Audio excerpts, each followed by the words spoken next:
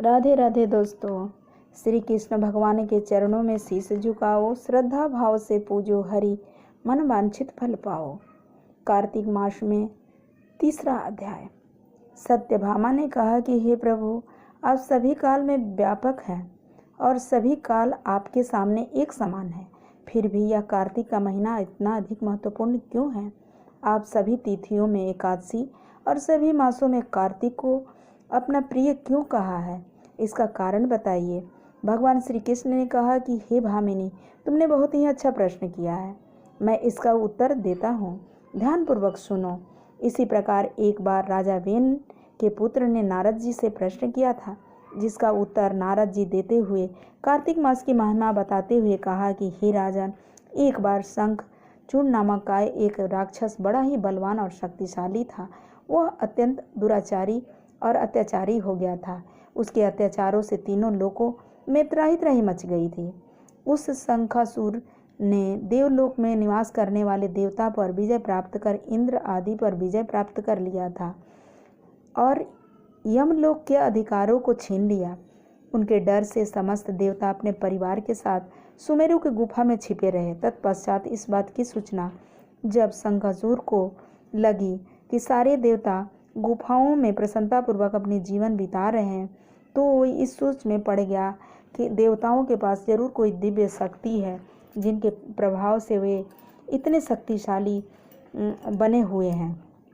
क्यों नहीं उनसे ये सारे दिव्य शक्ति छीन लिए जाए? सोचते ही सोचते वो निर्णय पर पहुंच गया कि देवताओं के वेद मंत्रों को छीन लिया जाए। इसके लिए वे ब्रह्मा जी के पास गया ताकि वो देवता जो हैं बलहीन हो जाएं। और जब ब्रह्मा जी के पास से वो वेद मंत्र हर कर लाया, तो रास्ते में ही वेद मंत्र शंखचूड़ के डर से रास्ते से ही उसके चंगुल से भाग निकले और जल में प्रवेश कर गए।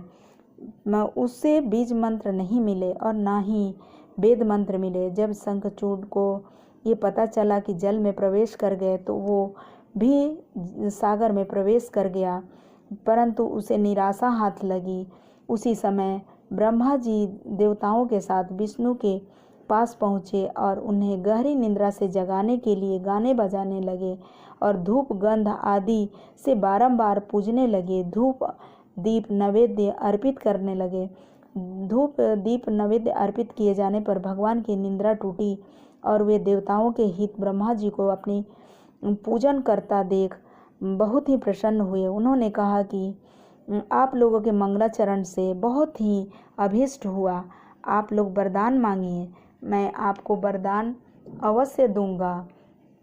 जो मनुष्य एकादशी, अश्विनी शुक्ल की एकादशी से देवउठनी एकादशी तक रोज सुबह ब्रह्म मुहूर्त में स्नान करके मेरी पूजा करे, उसे तुम्हारी ही भांति मेरे प्रसन्न होने के कारण की सुख की प्राप्ति होगी। आप लोग मेरे लिए जो मार्ग, अर्घ, आचमन और जल आदि सामग्री लाए हैं, वो सब अनंत गुणों वाली होकर आपका कल्याण करेगा।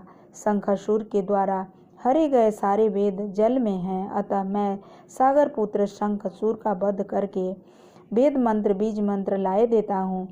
आज से वेद मंत्र बीज मंत्र सहित मैं हर साल कार्तिक के महीने में जल में विश्राम करूँगा।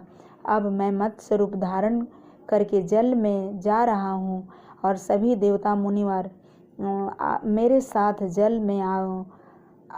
कार्तिक मास में जो शेष मनुष्य प्रातःकाल स्नान करते हैं, वे सब यज्ञ के अकृत स्नान द्वारा भली भांति नहा लेते हैं।